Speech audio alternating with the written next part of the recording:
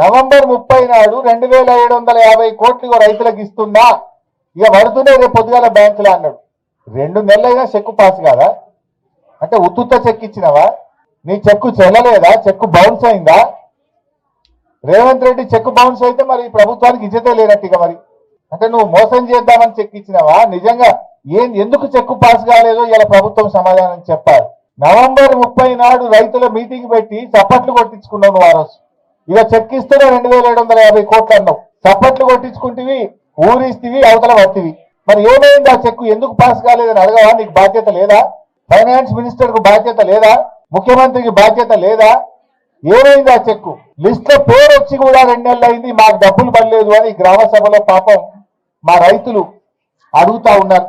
మా బాలయ్య అడిగిండి, ఇప్పుడు నన్ను మా సుధాకర్ అడుగుతున్నాడు, ఎప్పుడు పడ్డాయి సార్ పైసలని అడుగుతున్నాడు. అంటే ఈ ప్రభుత్వానికి చిత్తశుద్ధి లేదు, రైతులంటే ప్రేమ లేదు.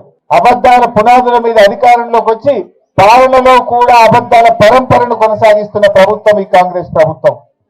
మోసాలు తప్ప నిజాయితీ లేదు, నీతి లేదు ఈ ప్రభుత్వానికి. సో ఇప్పటికైనా రుణమాఫీ మీద వైట్ పేపర్ రిలీజ్ చేయండి. ఎంతమందికి చేసిండ్రు, ఇంకెంతమందికి చేయాలి, ఎప్పట్లోగా చేస్తారో చెప్పండి. రోజుకొక రైతు పిట్టల్లాగా రాలిపోతా ఉన్నారు. నిన్న 3 రైతులు రాష్ట్రంలో ఆత్మహత్య చేసుకున్నారు. రోజు రైతులు చనిపోతుంటే కూడా ఈ ప్రభుత్వానికి చీమ కుట్టినట్టు కూడా లేదు, కనికరం లేదు. ఇవాళ రుణమాఫీ కాలేదు.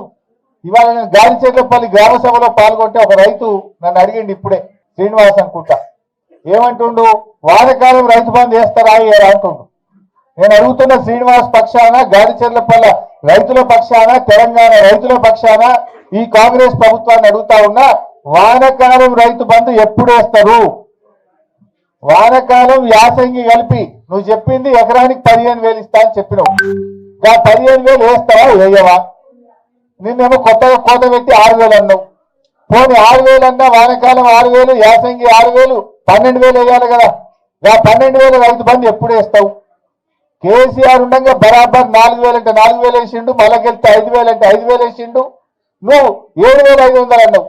7,500 అయిపోతుంది. ఇప్పుడు మాట మార్చి 6,000 అంటివి, 6,000 వేయకపోతుంది. వానకాలం సంగతి చెప్పవైతివి, యాసంగికి కోతలు పెట్టవచ్చువి. సో ఇవాళ మా గాలిచెర్లపల్లి రైతులు అడిగిన మాటనే తెలంగాణ రైతుల మాట. వానకాలం యాసంగి కలిపి ఇచ్చిన మాట ప్రకారంగా 15,000 రైతు భరోసా వేయాలని చెప్పి మేము డిమాండ్ చేస్తున్నాం. నువ్వు 6,000 వేసినావు అనుకో, ఇచ్చింది 6,000, కోత పెట్టింది 9,000, అంతే కదా. ఎగబెట్టింది 9,000, ఇచ్చింది 6,000 అవుతుంది. కేసీఆర్ ఇచ్చినట్టు ఇచ్చిన 10,000 అంటే నువ్వు 6 ఇస్తే 4,000 కోత పెట్టినట్టేనే. పాత లెక్క చూస్తే 4,000, నువ్వు చెప్పిన ప్రకారంగా చూస్తే ఎకరానికి 6,000 కోత పెట్టి 9,000 కోత పెట్టినట్టు. పాత లెక్క చూస్తే 10కి 10 6 పడ్డాయి అంటే 4,000 కోత పెట్టినావు. నువ్వు చెప్పిన ప్రకారం 15,000 ఇవ్వాలి. 15కి బదులు 6 ఇచ్చినావంటే 9,000 కోత పెట్టినట్టు. అంటే నువ్వు ఎగవేతల రేవంత్ రెడ్డివి, కోతల రేవంత్ రెడ్డివి. ఎలక్షన్ల ముందు కోతలు, గవర్నమెంట్ వచ్చినాక ఎగవేతలు.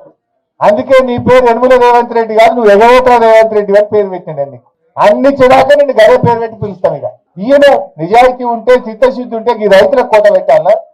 కరోనా వస్తే కూడా కేసీఆర్ గారు రైతు బంధు ఆపలే. కరోనా కష్టకాలంలో కూడా వానకాలం 5,000 పడ్డాయి, యాసంగికి 5,000 పడ్డాయి. నీకేం కష్టం వచ్చింది? ఇప్పుడు 1,00,000 కోట్లతో మూసీ ప్రాజెక్టు కడతా అంటున్నావు, 15,000 కోట్లతో ఔటర్ రింగ్ రోడ్ వేస్తా అంటున్నావు. నీ ఊరికి 5,000 కోట్లు ఖర్చు పెట్టి 6 లైన్ల రోడ్ వేసుకుంటున్నావు. నీ ఊరికి వేసుకో. మరి నీ ఊరికి రోడ్ వేసేందుకు పైసలుంటాయి, మూసీ సుందరీకరణకు పైసలుంటాయి, ఔటర్ రింగ్ రోడ్కు పైసలుంటాయి. రైతులకు ఇవ్వమంటేనే ఉండయా నీకు? రైతులకు ఎందుకు ఇవ్వవు?